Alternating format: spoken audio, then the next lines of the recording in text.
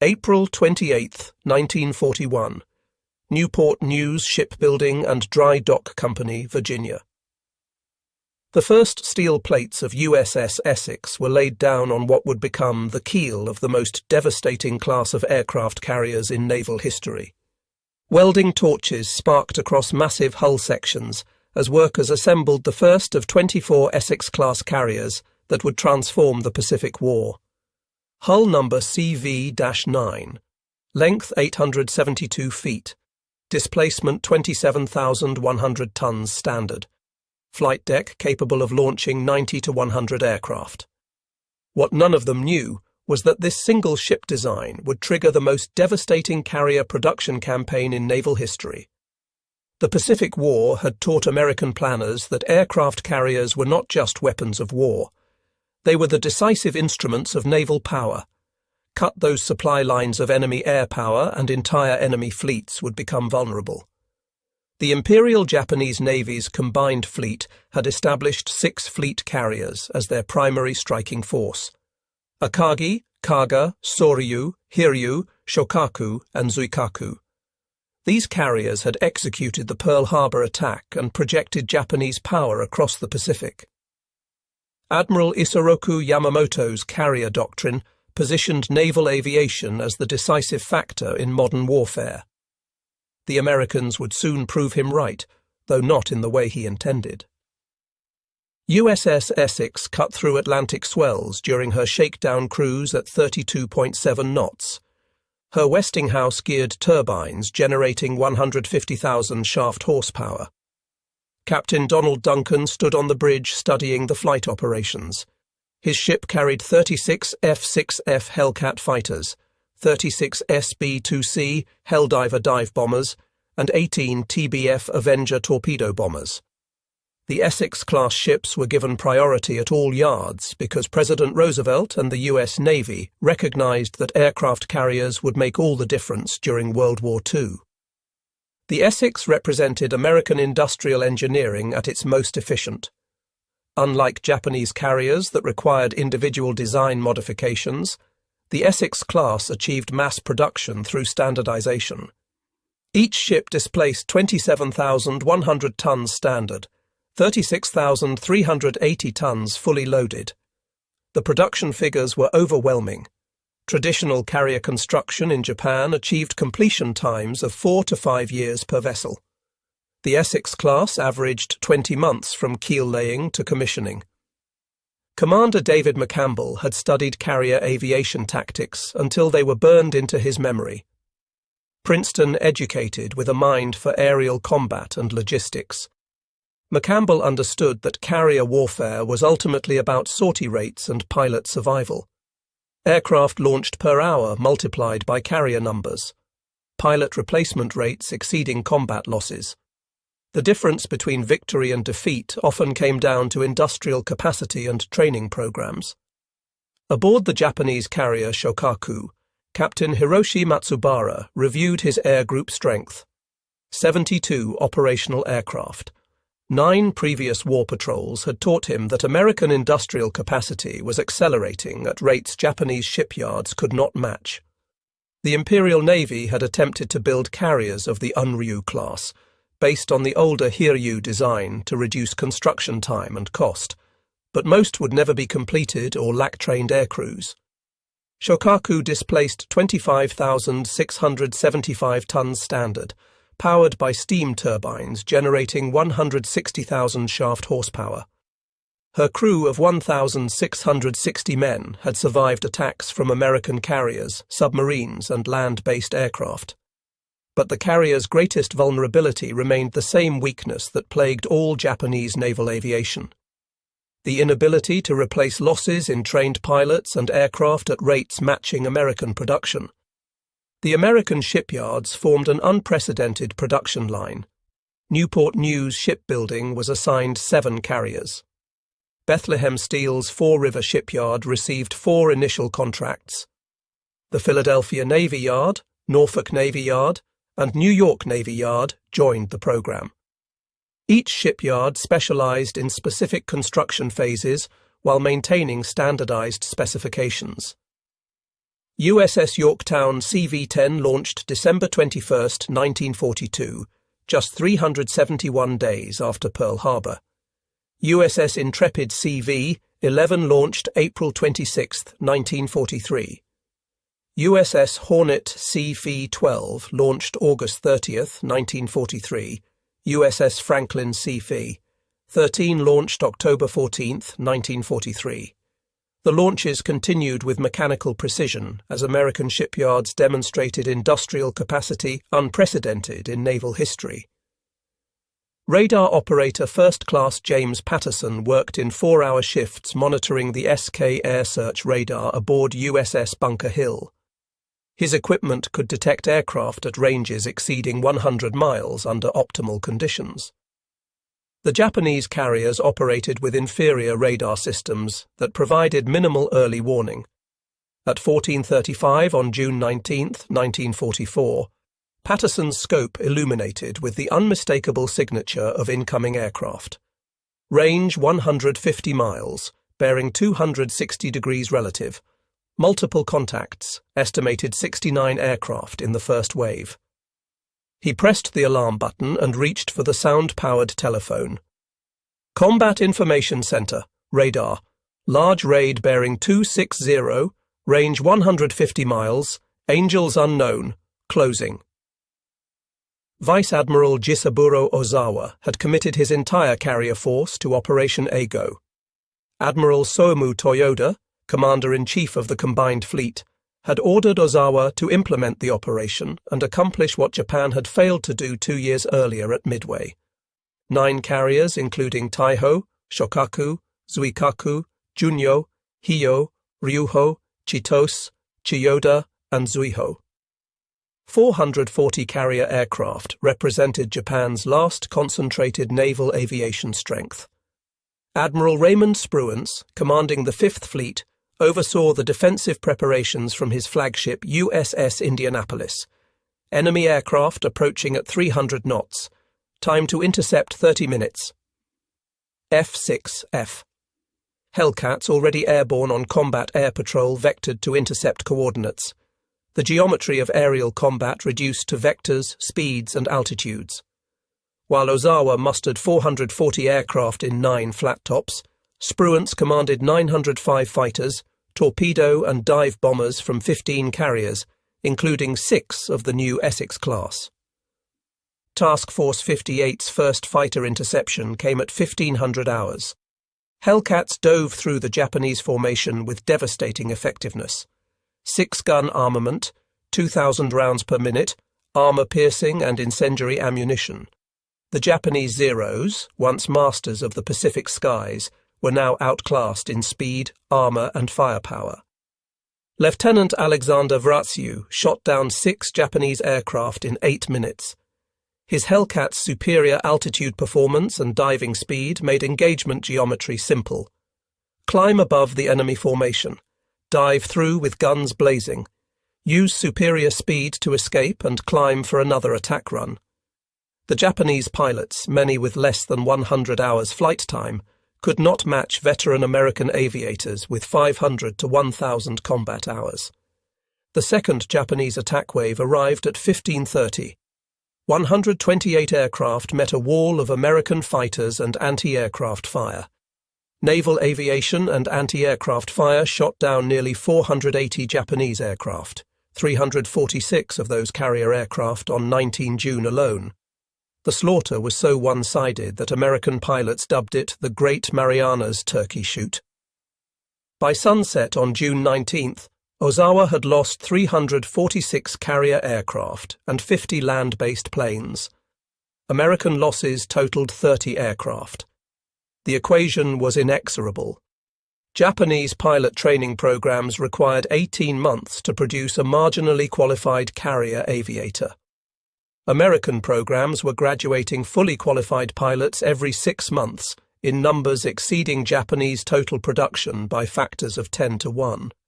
But the Essex-class carrier's demonstration of overwhelming superiority had just begun. On June 20th, Admiral Mark Mitcher ordered a maximum range strike against the retreating Japanese fleet.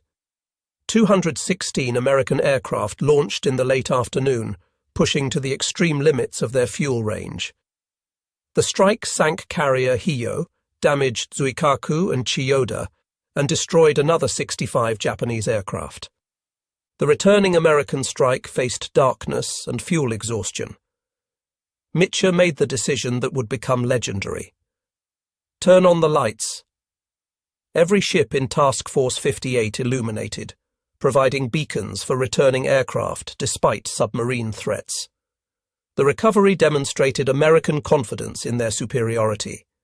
80 aircraft were lost to fuel exhaustion, but most pilots were rescued. Japan lost 2 more carriers and virtually all remaining trained aviators. The Battle of the Philippine Sea represented more than tactical victory. It demonstrated the impossibility of Japanese victory against American industrial might. At the heart of the Japanese Navy's hopes for victory was the idea of the decisive battle, in which the American fleet would be lured close to Japanese bases and destroyed. Instead, American carrier production had created an insurmountable advantage. By July 1944, 14 Essex-class carriers were operational in the Pacific. USS Essex, Yorktown, Intrepid, Hornet, Franklin, Ticonderoga, Randolph, Lexington, Bunker Hill, Wasp, Hancock, Bennington, Boxer, and Bonhomme Richard. Each carrier operated 90 to 100 aircraft, though by 1945 some air groups exceeded this with additional night fighters. The combined air strength exceeded 1,400 first-line aircraft, with trained replacement pilots for every cockpit. Japanese carrier production had managed to complete 1 new fleet carrier since Pearl Harbor. Taiho, commissioned March 7, 1944, survived only 3 months before being sunk by submarine USS Albacore. The carrier Shinano, converted from a Yamato-class battleship hull, was commissioned November 19, 1944. She was sunk en route 10 days after commissioning on 29 November 1944 by 4 torpedoes from the U.S. Navy submarine Archerfish. She remains the largest ship ever sunk by a submarine. The disparity in carrier production revealed the futility of Japanese resistance. American shipyards were completing 1 Essex-class carrier every 2 months. Japanese yards required 4 years to build a single fleet carrier. By October 1944, when the Imperial Navy committed its remaining carriers as decoys at Leyte Gulf, the outcome was predetermined by industrial capacity. The Battle of Leyte Gulf demonstrated the Essex Carriers' complete dominance. On October 24, 1944, 17 American carriers launched continuous strikes against the Japanese fleet. Admiral Kurita's center force, including the super battleships Yamato and Musashi, faced relentless air attacks. Musashi alone absorbed 19 torpedo and 17 bomb hits before sinking, demonstrating the concentrated firepower Essex air groups could deliver. Meanwhile, Admiral Ozawa's northern force, the carrier decoy force, consisted of Zuikaku, Zuiho, Chitose, and Chiyoda, with only 116 aircraft total among all 4 carriers. Many of these aircraft were piloted by trainees with fewer than 50 flight hours. The American carriers launched 527 sorties against Ozawa's force on October 25, sinking all 4 Japanese carriers. The last fleet carrier of the Pearl Harbor attack force, Zuikaku, went down with most of her crew. Admiral William Halsey's Third Fleet now contained 17 fast carriers built around the Essex-class core. Task Force 38 could maintain continuous flight operations, launching strikes every 90 minutes for days without exhaustion. Japanese naval aviation had been reduced to untrained pilots flying one-way kamikaze missions. USS Franklin demonstrated the Essex-class design's survivability on March 19, 1945. 2 armor-piercing bombs detonated in her hangar deck, triggering massive explosions and fires.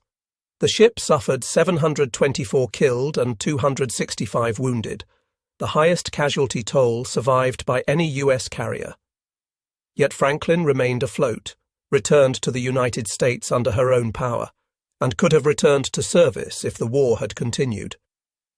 The contrast with Japanese carrier survivability was stark. Japanese carriers Akagi, Kaga, Soryu and Hiryu at Midway were destroyed by damage that Essex-class carriers repeatedly survived. American damage control training, equipment and ship design philosophy prioritized survivability. Japanese carriers emphasized offensive capability over defensive resilience. Commander John Thatch, developer of the Thatch-Weave defensive tactic, analyzed the impact of American carrier superiority. His assessment emphasized that each Essex-class carrier multiplied combat power through more aircraft, better radar, superior anti-aircraft defenses, and damage control capabilities that kept ships fighting after absorbing punishment that would sink any other Navy's carriers. The production statistics told the complete story. During World War II, the US Navy ordered 32 aircraft carriers of the Essex class, of which 26 were laid down and 24 actually commissioned. Japan had commissioned fewer than a dozen true fleet carriers across 2 decades, including Hosho, Akagi, Kaga, Ryujo, Soryu, Hiryu, Shokaku, Zuikaku, Taiho, and the incomplete Unryu class. The United States produced more fleet carriers in 1943 alone than Japan commissioned in 20 years. Newport News Shipbuilding completed 7 Essex-class carriers: USS Essex, Yorktown, Intrepid, Hornet, Franklin, Ticonderoga, and Randolph. Each ship from Kiel laying to commissioning in under 20 months. The yard's workforce, including thousands of women workers, maintained 3 carriers under simultaneous construction throughout 1943 and 1944. Bethlehem Steel's Fall River shipyard completed 6 carriers: USS Lexington, Bunker Hill, Wasp, Hancock, Shangri-La, and Lake Champlain. The production rate accelerated with each hull as workers perfected assembly techniques. Lake Champlain achieved commissioning just 14 months after keel laying, a record for fleet carrier construction. The Philadelphia Navy Yard demonstrated the advantages of modular construction. Entire ship sections were prefabricated while the keel was being laid. USS Antietam and USS Boxer were completed in 15 and 16 months, respectively. The techniques developed for Essex-class construction would influence shipbuilding for decades. Individual Essex carriers achieved remarkable combat records that demonstrated their superiority. USS Lexington, known as the Blue Ghost because Tokyo Rose repeatedly reported her sunk, participated in every major Pacific campaign from Tarawa to Japan. She destroyed over 300 enemy aircraft and remained operational despite multiple kamikaze hits. USS Enterprise's Air Group, though operating from a Yorktown-class carrier, worked seamlessly with Essex-class carriers, demonstrating the standardization of American naval aviation. The ability to cross-deck aircraft and pilots between carriers multiplied operational flexibility. Japanese carriers, each with unique characteristics, lacked this interoperability. The Japanese response revealed desperate recognition of American production superiority. The Shinano conversion attempted to create a carrier from existing battleship construction. The third member of the Yamato super battleships, Shinano had been under construction since May 1940, when the decision was made after Midway to convert her into an aircraft carrier. The result was a compromised design that lasted 10 days before submarine torpedoes sent her to the bottom. Japan's Unryu-class program attempted mass production using simplified designs. Most carriers were still under construction or cancelled by the end of the war, while the few completed ships never embarked air groups due to severe shortages of carrier-qualified aircrew. Only 3 were completed before war's end. None ever operated with a full air group due to pilot shortages. The program's failure demonstrated that ship construction without trained aircrew was meaningless. By January 1945, American carrier task forces operated with impunity in Japanese home waters. Task Force 58 under Admiral Mark Mitcher could launch 1,000 aircraft strikes against Tokyo itself. The Japanese had no operational carriers and fewer than 100 qualified carrier pilots. The certainty of American victory was absolute. The human cost differential was equally revealing. For the loss of 123 aircraft and 109 dead during the Philippine Sea Battle, the US destroyed nearly 600 enemy aircraft, sank 2 enemy fleet carriers, a light carrier, and 2 oilers, killing nearly 3,000 of the IJN's pilots and sailors. Each Essex-class carrier required approximately 3,000 crew members. American training programs were producing 5,000 qualified carrier personnel monthly. Japanese training programs had effectively ceased by late 1944. The technological gap was equally decisive. American carriers operated with SK and SK-2 radar systems providing fighter direction at ranges exceeding 150 miles. The Identification Friend or Foe IFF system prevented friendly fire incidents during massive air battles. Japanese carriers relied on visual observers and primitive radar sets with effective ranges under 50 miles. Flight deck operations demonstrated American systematic superiority. Essex-class carriers could launch a full strike of 80 aircraft in under 45 minutes. Recovery operations using LSO landing signal officer guidance and improved arresting gear allowed rapid landing cycles. Japanese carriers required nearly 2 hours for equivalent operations with higher accident rates. The Combat Information Center, CIC, aboard each Essex-class carrier represented a revolution in naval warfare. Real-time plotting of hundreds of aircraft, surface contacts, and submarine threats. Radio communications with every American aircraft. Coordination between multiple carrier task groups. Japanese carriers operated with voice tubes and manual plotting boards. Aviation fuel system design revealed philosophical differences. American carriers used sealed systems with CO2 purging to prevent vapor explosions. Fuel tanks were surrounded by void spaces and water-filled compartments. Japanese carriers, including the new Taiho, suffered catastrophic losses from single torpedo hits when aviation fuel vapors exploded. The kamikaze campaign that began in October 1944 represented Japanese recognition of conventional defeat. One-way suicide attacks were the only means of reaching American carriers through the wall of fighters and anti-aircraft fire.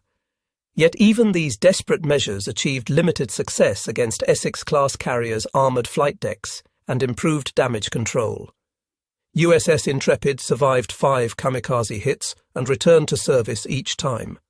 USS Ticonderoga took 2 kamikaze strikes that killed 144 men, but remained operational. USS Essex herself survived a kamikaze strike on November 25, 1944, that killed 15 men but inflicted minimal structural damage. The carrier's resilience frustrated Japanese planners who expected single hits to achieve carrier kills. USS Bunker Hill provided another testament to Essex-class survivability. On May 11, 1945, 2 kamikazes struck within 30 seconds, causing massive fires and killing 389 men. Despite damage that would have sunk any Japanese carrier, Bunker Hill sailed to Bremerton under her own power for repairs. The ship's survival demonstrated superior damage control training and equipment. By March 1945, with Bonhomme Richard commissioned as the 14th Essex-class carrier to see combat, American carrier strength in the Pacific exceeded 100 flight decks, including light carriers and escort carriers. The Japanese had no operational carriers and fewer than 5,000 aircraft of all types in the home islands. The mismatch was absolute. Admiral Chester Nimitz analysed the strategic implications in his report to Admiral Ernest King. The Essex-class carrier program has provided us with not just ships, but a systematic superiority that the enemy cannot match. Each carrier represents American industrial might, training excellence, and technological advancement that exceeds Japanese capabilities by orders of magnitude. The production tempo never slowed despite victory being assured. USS Shangri-La, commissioned September 15, 1944. USS Lake Champlain, commissioned June 3, 1945. USS Tarawa, commissioned December 8, 1945. The program's momentum continued because American planners were already looking beyond World War II to potential future conflicts. Essex-class ships played a central role in the Pacific theatre of World War II from 1943 through the end of the war, beginning with raids in the Central Pacific and the invasion of Tarawa in the Gilbert Islands. Every major amphibious operation from Tarawa to Okinawa depended on Essex-class carriers for air support. The Marianas invasion demonstrated carrier operational tempo. 15 carriers launched 470 fighter sweeps, 220 bombing strikes, and maintained continuous combat air patrol for 19 consecutive days. Aircraft availability rates exceeded 80% despite combat losses and mechanical attrition. Japanese land-based aviation was eliminated as an effective force. Philippines operations in October 1944 saw 17 fast carriers operating in 4 task groups. American carriers launched over 1,400 sorties on October 24 alone during the Battle of Leyte Gulf. The next day, carrier aircraft sank the super battleship Musashi with overwhelming air attacks that no ship could survive. Commander David McCampbell's achievements with Air Group 15 aboard USS Essex exemplified American superiority. On June 19, 1944, during the Marianas Turkey Shoot, McCampbell shot down 5 Japanese dive bombers to become an ace in a day. Later that afternoon, during a second sortie, he downed 2 more Zeros over Guam. On October 24, 1944, in the initial phase of the Battle of Leyte Gulf, he became the only American airman to achieve ace-in-a-day status twice, shooting down 9 enemy planes in a single mission. McCampbell's Air Group 15 became known as the Fabled 15. During 6 months of combat operations, they destroyed more enemy planes, 315 airborne and 348 on the ground, and sank more enemy shipping than any other air group in the Pacific War. The entire air group was credited with sinking 296,500 tons of enemy shipping, including 1 battleship, 3 aircraft carriers, 9 cruisers, and 19 destroyers. The pilot training differential revealed another dimension of American superiority. Each Essex-class carrier's air group required approximately 350 pilots and aircrew. American training programs were producing 2,000 qualified naval aviators monthly by 1944. Japanese training programs had collapsed to producing fewer than 100 partially trained pilots monthly. Operational losses told the story of experience differentials. American carrier air groups averaged 2% operational loss rates per month from accidents. Japanese units with inexperienced pilots suffered 10% monthly operational attrition. Combat loss ratios by 1945 exceeded 10-to-1 in American favor. The Turkey Shoot was not an anomaly, but the norm. Aircraft production statistics reinforced carrier superiority. Grumman delivered 12,275 F-6F Hellcats between 1943 and 1945. Curtiss-Wright produced 7,140 SB-2C Helldivers. General Motors' Eastern Aircraft Division manufactured 9,839 TBM Avengers. Monthly production exceeded Japanese annual production by 1944. The logistics network supporting Essex-class operations was equally impressive. Fleet oilers, ammunition ships, and supply vessels maintained the carriers at sea for months. Underway replenishment techniques perfected during the war allowed continuous operations. Japanese carriers required port visits for basic supplies, limiting operational flexibility. The Iwo Jima campaign in February 1945 showcased Essex-class endurance. Carriers launched strikes for 72 consecutive hours before the invasion, then provided continuous close air support for 36 days. Aircraft from USS Essex alone flew 1,418 combat sorties, dropping 156 tons of bombs and firing 1,041 rockets. No Japanese carrier force could have sustained such operational tempo. By April 1945, as operations commenced against Okinawa, the disparity had become overwhelming.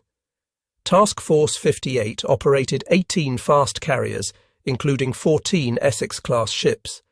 This included both Essex-class fleet carriers and Independence-class light carriers, with air groups totaling over 1,400 aircraft, with complete replacement aircraft and pilots available. The Japanese scraped together 1,900 aircraft of all types for kamikaze attacks, most piloted by students with under 30 hours flight time. The Okinawa campaign lasted 82 days, during which Essex-class carriers maintained continuous operations despite 1,900 kamikaze sorties. USS Bunker Hill, USS Enterprise, and USS Randolph all survived kamikaze hits and continued operations. The Japanese expended their entire remaining air strength, achieving minimal strategic impact against the armoured American carriers. The final carrier raids against Japan in July and August 1945 demonstrated total supremacy. Carriers launched strikes against airfields, rail yards, and harbours with minimal opposition. On July 10, 1945, Task Force 38 launched 1,022 sorties against Tokyo, more aircraft than Japan possessed in the entire home islands. Japanese anti-aircraft defences were ineffective against high-performance American aircraft. The atomic bombs ended the war before Operation Olympic, the invasion of Japan, could demonstrate even greater carrier concentration. The British Pacific Fleet's experience operating alongside Essex-class carriers revealed American superiority even among allies. British carriers with armoured flight decks but smaller air groups struggled to match American operational tempo. HMS Formidable operated 36 aircraft compared to an Essex's 100. The British openly admired American damage control techniques and adopted many for their post-war carriers. Post-war analysis revealed the full scope of Essex-class dominance. None were lost to enemy action, although several sustained crippling damage due to aerial attacks. Despite kamikaze attacks, conventional bombing and torpedo attacks, not a single Essex-class carrier was lost to enemy action. Japanese carriers suffered nearly 100% loss rates. The survivability differential was not luck, but design philosophy and damage control excellence. Admiral Raymond Spruance's assessment captured the achievement. The Essex-class carrier program provided the United States Navy with the decisive weapon system of the Pacific War. Not through individual superiority alone, though that existed, but through systematic production that overwhelmed Japanese capabilities. We built more carriers in 1943 than Japan commissioned in 20 years. That reality determined the war's outcome. The legacy extended beyond World War II. Essex-class carriers would serve through Korea, Vietnam, and into the 1990s as training carriers. USS Lexington, the last operational Essex-class carrier, was not decommissioned until 1991, serving 48 years. Their design influenced every subsequent American carrier. The production techniques developed for their construction revolutionized shipbuilding globally. The final accounting was stark. 24 Essex-class carriers commissioned. 14 saw combat in World War II. Air groups from these carriers destroyed over 5,000 Japanese aircraft and sank 200,000 tons of warships. Japanese carrier aviation, which began the war with devastating success at Pearl Harbor, was eliminated through American industrial superiority. Captain Arleigh Burke, who would later become Chief of Naval Operations, observed the Essex-class carriers operating with Task Force 58. His assessment was characteristically direct. The Japanese started this war with the best carrier pilots in the world. We ended it with the only carrier pilots in the world. The Essex-class made that possible through sheer numbers and superior design. We didn't just defeat them, we overwhelmed them. Industrial mobilization statistics revealed the true scope of American achievement. Newport News shipbuilding increased workforce from 11,000 to 31,000 workers between 1941 and 1943. 3 shifts maintained round-the-clock construction. Women comprised 20% of the workforce by 1944. Each Essex-class carrier required 55,000 tons of steel, 1,000 miles of electrical cable, and 250,000 man-hours of labour. The Japanese struggled to complete single carriers, while American yards maintained multiple hulls in simultaneous construction. Between 1932 and 1941, the Japanese Diet had passed 4 commercial shipbuilding bills to provide special subsidies to companies that ordered vessels with military characteristics. But military conversion of merchant vessels could not match purpose-built carrier production. The technological revolution embedded in Essex-class construction went beyond mere numbers. Welding replaced riveting, reducing construction time by 30%. Modular assembly allowed parallel construction of major sections. Improved ventilation systems prevented aviation fuel vapor accumulation. Armoured flight decks resisted bomb penetration. Deck-edge elevators maintained flight operations during aircraft movement. Radar-directed fighter control transformed carrier defence. The teamwork of fighter directors aboard the carriers and pilots in the air provided the advantages which spelled disaster for the attackers. A single Essex-class carrier's CIC could coordinate defence for an entire task group. Japanese carriers never developed equivalent capabilities, relying on individual pilot initiative rather than systematic control. The human factor multiplied American advantages. Damage control training was mandatory for every crew member. Firefighting schools taught techniques that saved multiple carriers from loss. Medical facilities aboard each carrier included operating theatres and 60-bed sick bays. Japanese carriers had minimal medical facilities and limited damage control training. The economic impact of the Essex program extended throughout American society. Shipyard workers earned unprecedented wages that fueled consumer spending. Small businesses in shipyard towns thrived. The program demonstrated that democratic mobilization could achieve production rates exceeding totalitarian command economies. By August 1945, with Japan's surrender, the Essex-class had achieved something unprecedented in naval history. A single ship class had determined the outcome of the largest naval war ever fought. Not through individual excellence alone, but through systematic superiority in production, training and operation that no opponent could match. Vice Admiral John McCain, commanding Task Force 38 at war's end, provided the final assessment. The Essex-class carrier was not just a ship. It was a weapons system that included the vessel, the air group, the supply chain, the training establishment, and the industrial base that produced them faster than the enemy could sink them. That's not fighting fair. That's fighting to win. The numbers told the complete story. From April 1941, when Essex was laid down, to August 1945, when Japan surrendered, American shipyards had created the most powerful naval aviation force in history.